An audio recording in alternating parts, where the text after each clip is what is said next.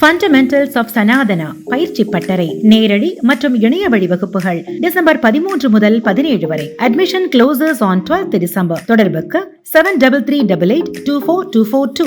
வகுப்பறையில் மாணவி திடீரென மயங்கி விழுந்து மரணமடைந்த சம்பவம் பரபரப்பை ஏற்படுத்தியுள்ளது. ராணிப்பேட்டை மாவட்டம் பெல்லியப்பா நகர் வள்ளலார் தெருவைச் சேர்ந்தவர் வசந்தகுமார். வேலூர் அடுக்கம்பாறை மருத்துவமனையில் தோல் மருத்துவராக பணிபுரிந்து வருகிறார்.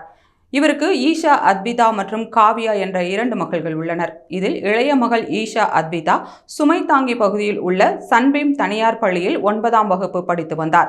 வழக்கம் போல இன்று பள்ளிக்கு சென்ற ஈஷா அத்விதா வகுப்பறையில் பேசிக் கொண்டிருக்கும் போது திடீரென மயங்கி விழுந்தார். இதையடுத்து பள்ளி நிர்வாகம் உடனடியாக ஈஷா அத்விதாவுக்கு முதலுதவி செய்து ஆம்புலன்ஸ் மூலம் மேல் விகாரம் பகுதியில் உள்ள அப்பல்லோ மருத்துவமனைக்கு அழைத்துச் சென்றனர்.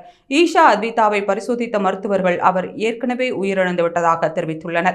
ஈஷா அத்விதாவுக்கு ஏற்பட்ட சோகத்தை அவரது பெற்றோருக்கு தெரிவித்தவுடன் அவர்கள் மருத்துவமனைக்கு வந்து வாக்குவாதத்தில் ஈடுபட்டுள்ளனர்.